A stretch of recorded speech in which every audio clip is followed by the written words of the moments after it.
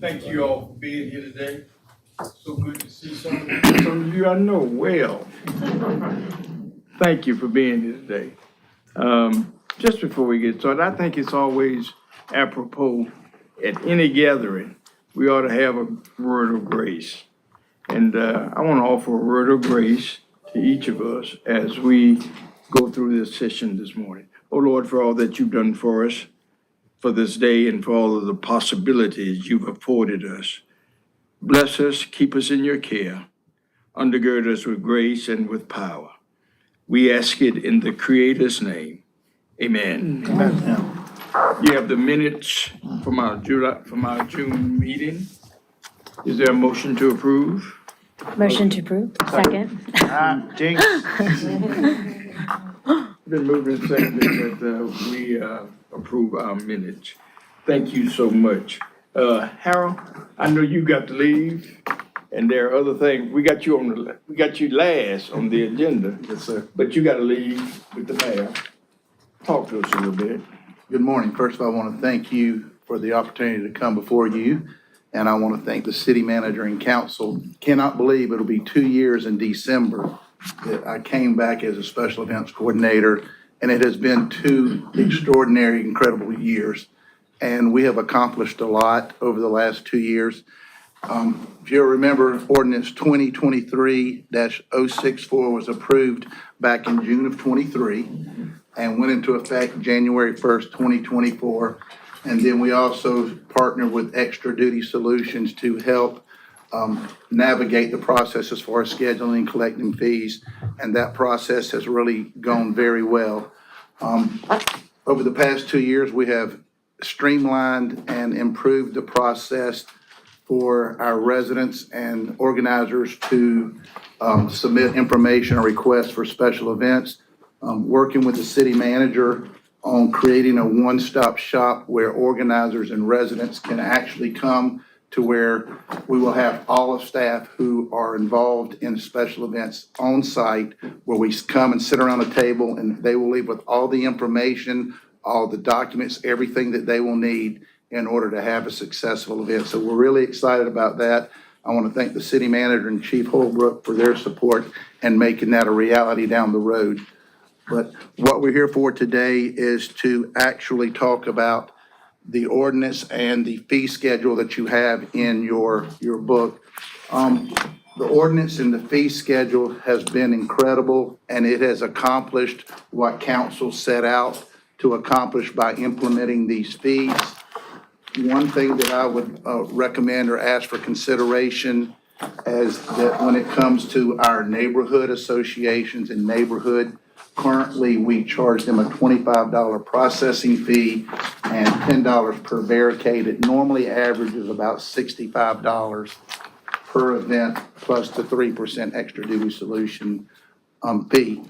One thing that I would ask you to consider is that we are a vibrant community. We are really trying to focus on our neighborhoods and encouraging them to have more events, to get out, enjoy the city as neighbors. And one thing that I would like to request is that city council review possibly doing away with the fees for neighborhood associations and neighborhoods so that that will not be a cost that they have to incur. You know, I'm a neighborhood president. Fortunately, we have dues that we collect, but still, I mean, you know, it would encourage, I think, more activities and more neighborhood activities if we looked at doing away with those fees specifically for neighborhood associations and neighborhoods. I like that a lot. Yeah. My thinking is that as a proponent, and I agree with you, this has been good, but what we always say on city council is there's always a right time to revisit something, even if it's working. So I think there's a difference between the private sector and the communities and neighborhoods. And I think, you know, even in some of the cases, I wouldn't mind even looking at some of the values of like road closures and stuff for the private sector. But I think for the neighborhoods and the communities, I think it makes sense. This has come across as anti-neighborhood, which is not true. It's just pro-structure. So it is pro-structure, but then when you really look at the money it's more, it's a more bigger negative for the community than it is a positive for the city. So I think we need to do that, and I think it's time to relook at that. But I also do want to in the future kind of look at maybe some of the private sector type stuff as far as road closures and things like that. I do want to say that I want to say thank you to Jeff and Ms. Wilson as well. We are looking at that to make sure that we're continuing to encourage growth and work with them on some of the fees so that we're achieving what we want to achieve, but also encouraging growth and working with the contractors and everything on the fee process. In my mind, we've accomplished the structure I like. There's always a good time to revisit this. I do agree.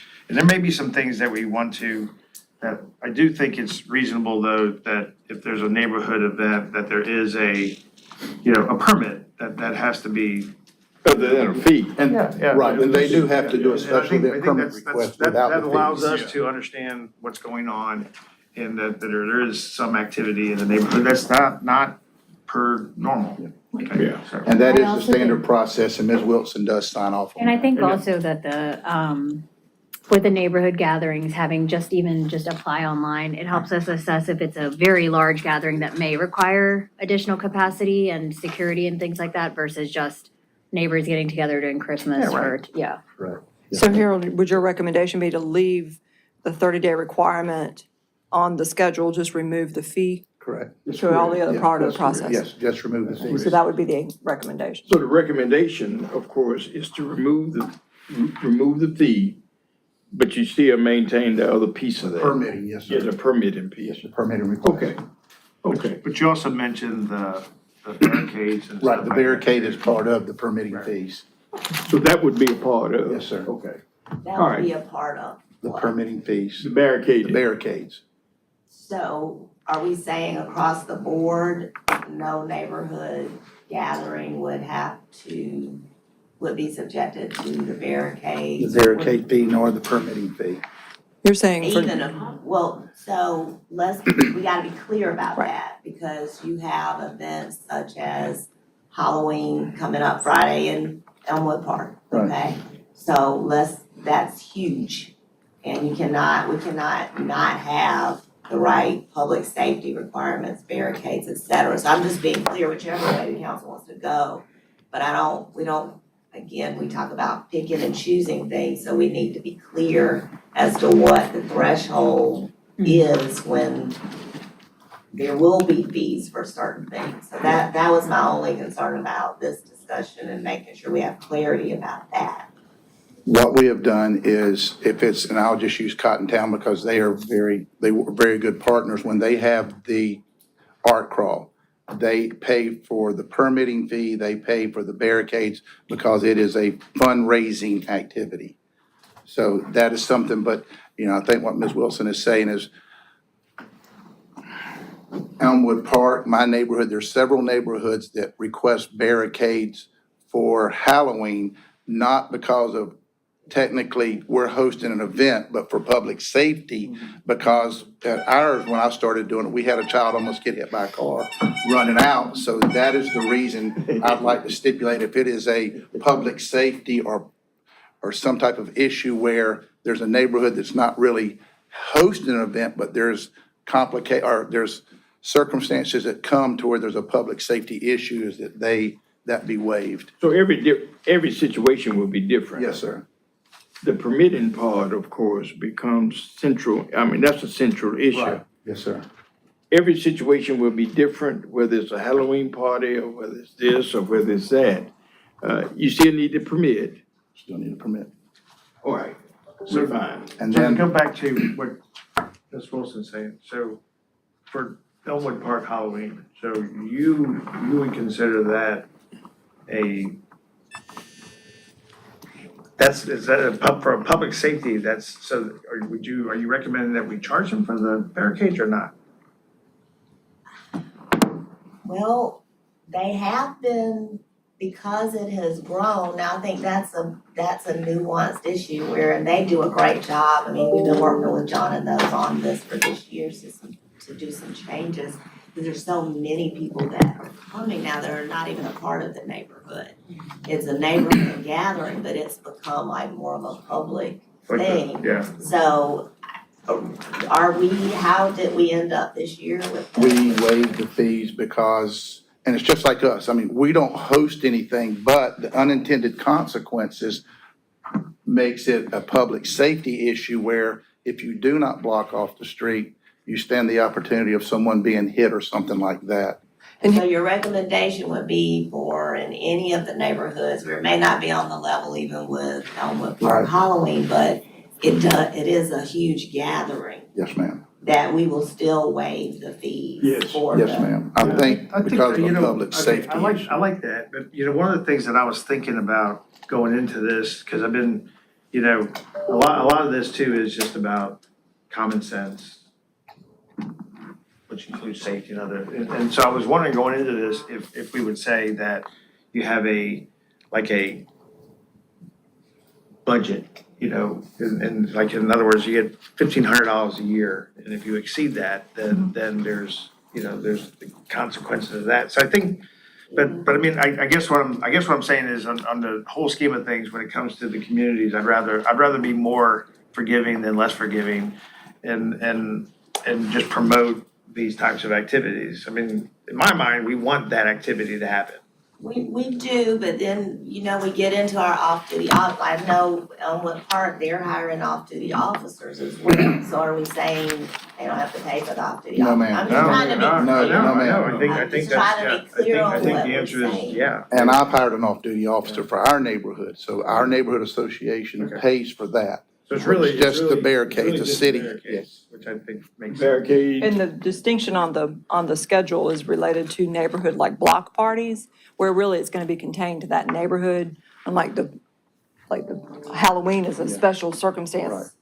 It would be the same thing as National Night Out. We do not charge our neighborhoods Right. for that because that is part of a city-supported event. We may need to put some disclaimer, because even your fee schedule still pay, we just say no fees, right? So the fee schedule does include the amount for a police officer, for example. Right. So if we're gonna go to this, then we'll, Missy and Harold, will make sure we have the right language that put some disclaimers about the things that we're not talking about. Okay. Because if we're talking about things over and above, like an officer, I don't know that we can say we're just gonna waive those. Just the types special of event permitting fees and barricade fees are the only thing that we're waiving. Okay, well, we'll need to make sure. Yes, ma'am. There is a section for the major festivals or events that refer to, you know, for attendance, great, or festival event, attendance less than 1,000.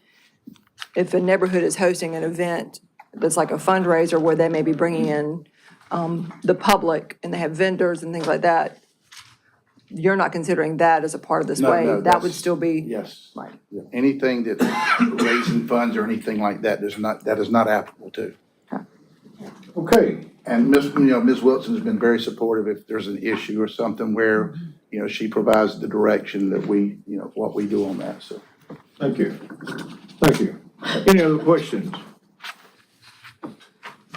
Harold, thank you so much. Thank you.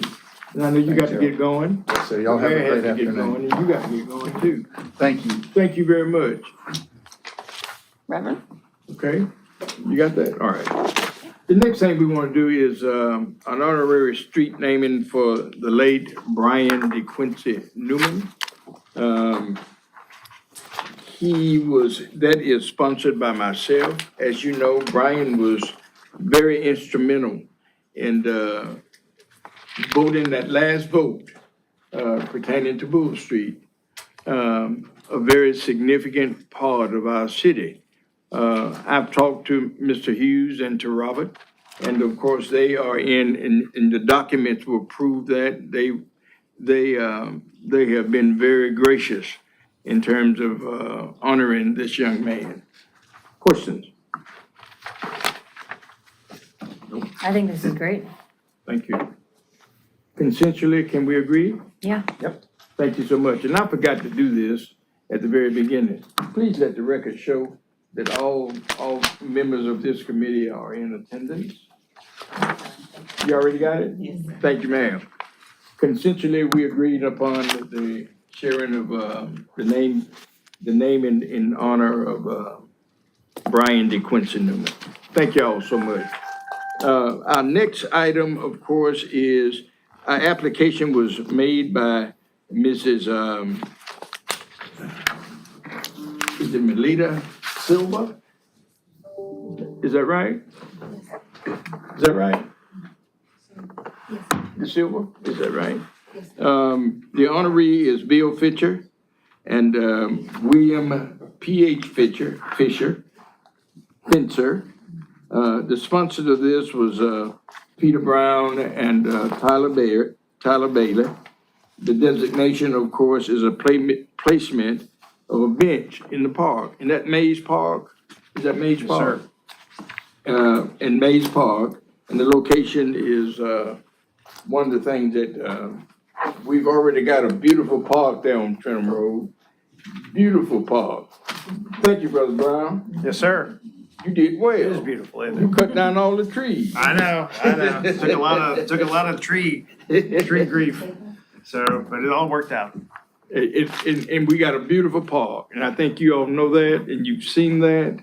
It's a beautiful park. I used to ride down Trenton Road, and folk used to ask me, say, you going to the park? And I thought it was just a grove of trees there.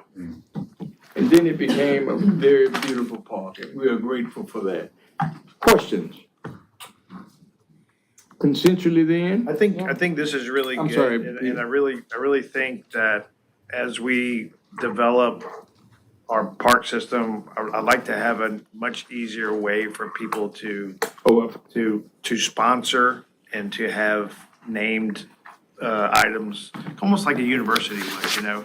Walk around Notre Dame and every tree is named by somebody. I think it's just a nice way to really generate community support. And so I'd like to take this particular issue and come up with one that is really much more straightforward for people to be able to name stuff in our public parks. Absolutely. So, Absolutely. Absolutely. Anything else, Dr. Brussels?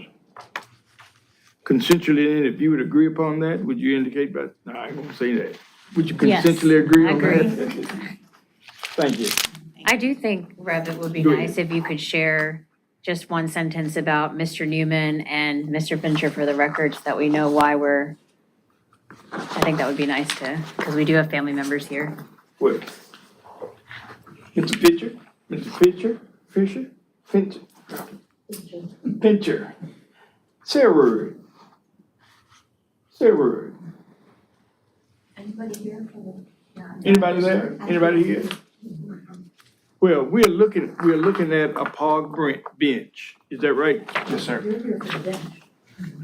Looking at a park bench, which is significant in the life of Mays Park and in the life of Mr. Fincher.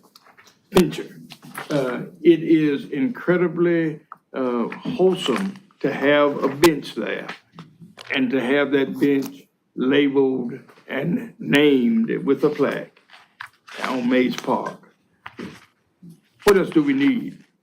We need a bench there.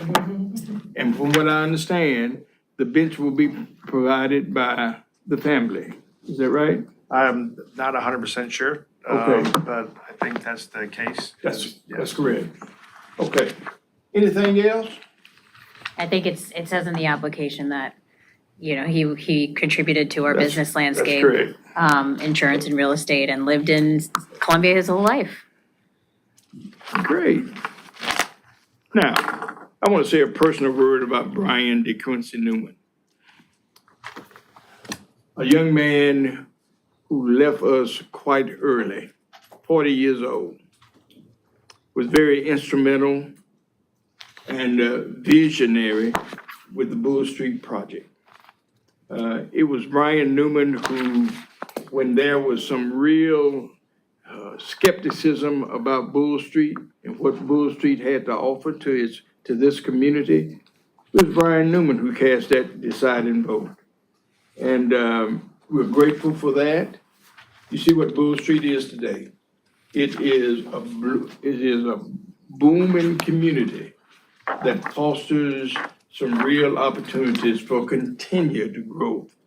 We just dedicated and cut the ribbon on a new facility there in Bull Street, Kevin Connolly did. A gracious experience. And Brian Newman was responsible. I'm appreciative for him. I followed him on the council. He and I were friends. His daddy was my friend, and his mother, quote unquote, is still grieving over the sudden death of Brian. Thank you for sharing that. Thank you. Anything else? So essentially, we've approved that, right, Madam Clerk? Thank you, ma'am. Now I got an application here from Russell Kelly, is that right? Yes, sir. Is that right? Yes, sir. All right. Say a word before I go to talking. Say a word, come on. Say a word about the application. Yes, sir. About the Jacksons would be. Yeah, about the Jackson. This is an application that, To the mic. Yeah. here? Yes, sir. Well, I'm representing all of these fine folks here from the Columbia Literary and Jocular Society, of which the Jacksons were members. It's a great neighborhood group where we actually do read a lot, and we have a lot of jokes too. So actually, the name, the Jocular Society, came into it because Don suggested at one of our meetings that we were having as much fun as we were reading the Literary and Jocular Society. But Joyce departed last year, and Don was for many years, you remember, one of the foremost ophthalmologists in Columbia at the Columbia Eye Clinic. They were also great neighbors. She was professionally a Duke University, and he, of course, was at the eye clinic, as we've already said. We, as a group, have felt that people from our group need to be recognized for the kind of work that they've done with our group, because we're part of the society here that we call Columbia, and also because we think that reading is important to us all, that getting new and fresh ideas constantly, as we do monthly from our readings, both fictional and is important for the quality of life in our dear community of Columbia. And that being said, I don't think I need to go any further. Thank you. Thank you. Very much. Because we're honoring a plaque in the memory of Joyce and Don Jackson. Very significant in the life of Columbia and to this city of ours. Dr. Busters, you want to say anything else? No, I'm honored to work alongside you to push this forward to council, and if Peter, you agree, then Absolutely. Consensually then, can we agree on that? Thank you very much. Now, process-wise, we're consensually agreeing on this. We will carry this report hopefully to council this evening at somewhere after 3 o'clock. This report will be brought to council, and the council will vote on these recommendations. Sounds good? Sounds good. Thank you very much. The application is from Jean Goody. And we're honoring Annette Bochette. Is that right? Bodie? Bodie. Bodie? Bodie. I'm sorry. That's all right. And the designation, of course, is the placement of a plaque on a bench. What are you all, what's your lay on that, or take on that? Yeah, so Audrey? she was huge in terms of animal rights and recognizing the service of animals, particularly within the Columbia Police Department. And so she recognized the need for protective vests for our CPD canines, and basically grassroots with her friends was able to identify the support and begin an initiative. And so since then, she had been known as a very special, I think, partner and friend to CPD and their furry counterparts. And so in partnership with the police department that has crafted the inscription, they would like to purchase a bench and install it at the Paw Path on Saluda Riverwalk. Rosewood, is that Rosewood? I'm sorry, Rosewood, yes. Rosewood, yeah, Rosewood. All right. Peter? Anything else? Consensually, can we agree on this? Sir. Thank you so much. All right. So Reverend McDowell, Yes, ma'am. I believe to your point, the process would be you would refer this, and Ms. Erica, our clerk, can correct me, but I think the next steps would be, you'll motion this out at your report period during city council evening That's tonight, that's and then a correct. resolution would be prepared by legal for final adoption Okay, sounds for the good, next yeah. council meeting, Or subsequent meetings, subsequent council meetings. Just want to make sure we got everything covered. Yes, sir. Thank you very But no much. other action is needed on behalf of the applicants, is that correct? That's correct. All right, Thank you. thank y'all so much. Now, y'all can stay here. You can stay here, or you can do, as my grandmother used to say, you can do what the devil won't do, and that's leave. Thank y'all so much. Thank you so much. Good to see y'all. Thank you. Give everybody at Trenton Road my regards. Take care. Bye-bye. Thank you. Bye, thank you. Hey, how you doing? I shouldn't order the plaque until the final resolution. Excuse me, I see you. Oh, no. Thank you so much. I mean, it should be just, I'm scared though. Okay. Look here. We'll be in Good to touch. see Can I you. recommend? You look good and good, like the fellow said, you look good and good at. Thank you, yeah. I just want, I would Just appreciate, said- just definitely Thank like us you. to have an easier pathway for this type of stuff, so that's good, yeah. Thank you all. Thank y'all so much. Okay, item number 6, I believe, and that's, the splitting of DDRC, is that right? Yes, sir. Splitting of DDRC, Yes, sir. talk to us. Okay. For So, urban, we're looking at two phases, urban design and historical preservation. yes, sir. All right, talk to us a little bit. Okay, so City Council adopted the Downtown Strategic Plan and new guidelines this past summer. And so we've gone through the text amendment process to actually get those guidelines adopted, and those will go into effect in January. One of the recommendations of the plan was to split the current DDRC, which is our only architectural review board, into 2 architectural review boards for a couple of reasons. Just the volume of cases that we've seen over the last 20, 25 years has certainly gone up. Our new focus on the design guidelines is more about the public realm and a little bit less on architectural detailing. And also, the folks who are interested in being on the DDRC tend to vary in their areas of interest and Oh, expertise. absolutely. So the preservation folks are, very interested in details and all the things that historic preservation looks at. And the urban design is definitely focused more on big development projects and things like that. So that was where the recommendation came from. We've gotten a lot of good feedback and response from the folks who've seen the presentations. So, so we've got a text amendment that's gone through Planning Commission to make those adjustments to the Unified Development Ordinance. It's scheduled to go to City Council in November. And what we're asking for, I guess, today is sort of a permission, if you will, to start advertising for the positions for these 2 new commissions.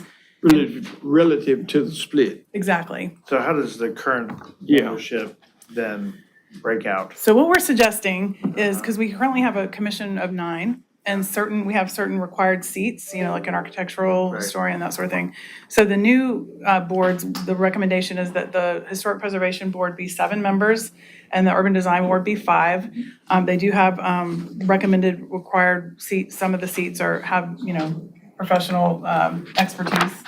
And what we're suggesting is that the current members of the DDRC could apply for either one of the boards that they are Would interested they in get being a on. preferred pathway there? Exactly. So they Well, would- yeah, I mean, it's up to council, of course, but the recommendation is that they would be able to continue their current term. Right. And that way, they're not everybody's not expiring at the same time. I think that makes the most sense, Yeah. is so what we're giving each of the 9 people a pathway to go on to one or the other. Correct. All right. Wait, and And their term will stay the same, Right, and regardless of which board they're on. correct. Okay. Yeah, so if they have 6 Certainly. months left, then they could get reappointed after the 6th month, or if it's their second term. Right. I guess they could, I don't know. I think I think it's good when you got, urban development and the second piece, of course, historical preservation. Yes, sir. Heretofore, that has been, DDRC has been one of those entities within our city that has not included and been a part of this split we're talking about. We've only dealt with one issue. And I think this gives us an opportunity to move from one to the other. Yes, sir. And of course, it gives us the opportunity to develop a team in nominating persons for those positions. Thank you. Mr. Chair, Yes, ma'am. just a couple of questions. So with the split, are they mutually exclusive, or is the thought process that there's gonna be certain things that go to one but don't go to the other? Or is it that you have to go to historic preservation first and then urban? The idea is that no cases will have to go to both boards.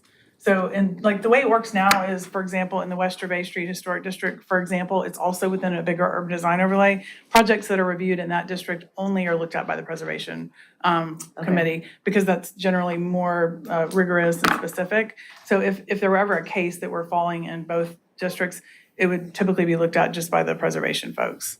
Okay. And then if there were issues like, right-of-way improvements that need to be looked at from the urban design guidelines, that would just be done at staff level. Okay. Good.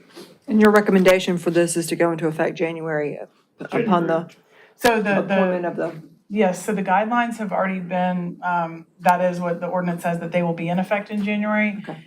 The reason, if we can get these positions advertised and kind of get these two boards set up in advance of the UDO, second reading, then we'd be ready to go, and it would just be cleaner to have that sort of start in January. I mean, we could certainly have the current DDRC start reviewing with the new guidelines, but if we could get them kind of set up before this is finalized, that's kind of why the timeline. so you're asking, you have 2 asks then. One is to create the second board, and then That's right. the second ask is to open up the application process in time to appoint before the January. Right, Okay. correct. You're doing all of this together. The splitting and the nomination before January 26th. It's actually January 5th is when the new guidelines take effect. Okay, So it'd be sort of like the first DDRC meetings in January would be, 2 different boards. okay. And we're having the preservation board meet the third Thursday of the month, which is the same date as the current DDRC meets. And then the urban design commission would meet the 4th Thursday. And of course, if we have holidays, we'd have to, make adjustments accordingly. And then process-wise, we would treat these as brand-new commissions, right? Because everybody will be allowed to apply, but we're starting from scratch in terms of building them. Is No, that the well- intention, or are you keeping the original members? The members can go They to can one or apply. the other. One or the other? If Okay. they'd like to, yeah. And you only have 3 that you actually, assuming all 9 So you have 3 retain new ones. upon the new That's right. creation. Yeah, you assuming need- they all you need- wanna- You have 3 seats that need to be filled. Right. The only tricky part is if everybody wants to go to one or the other. That would be the only problem if there's more. Right, wanna I go. guess that could happen. But that's- Although it seems like we do have a mix of people whose Yeah. interests are preservation or development related. So I think we'll see that split sort of naturally happen, but we'll see. I think it makes sense. Good. And since they're new boards, would you all recommend that the applicants, whether they've served currently on the DDRC, that they're still eligible to serve 2 terms on the new board if appointed? Yeah, that's a good question. I mean, I guess if somebody is continuing their current term, like, let's say somebody has 6 months left in their first or their second term, could they apply for another term? Another term. Which would, maybe so. I mean, I guess that's a good question. We It's have to- one, I don't know about if it's not two, the two would be consistent with the policy. Mhm. One would be consistent with the fact that they're already serving. That Right, would be a new board. right. Yeah, I don't know. I mean, I feel like if someone's at the end of their second term, we probably don't want them to serve 2 more terms, I wouldn't think. So, Right. I mean, it seems like at that point, you're like a lifer.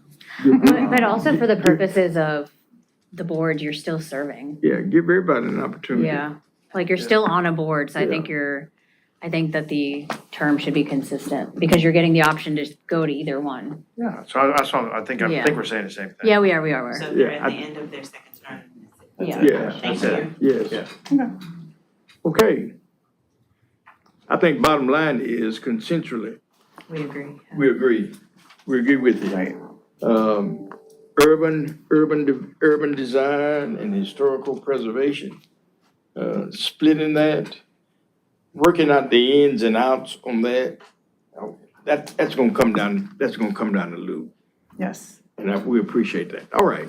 Any other questions? Consensually then, if we can agree to carry this to council today? Sounds good. Thank you, ma'am. Thank you Thank very you. much. Thank you. I think that's everything, right? Yep. I think we're through, man. Are we through? Is there this Last one? item. That was. No, you take. All right. Did wanna consider, and I can send an email whether or not you all will meet again on November 11th. If there's anything to agree. Okay. Thank you. All right. We adjourn. Thank you very Thank much. you. Thank you. So I like. Process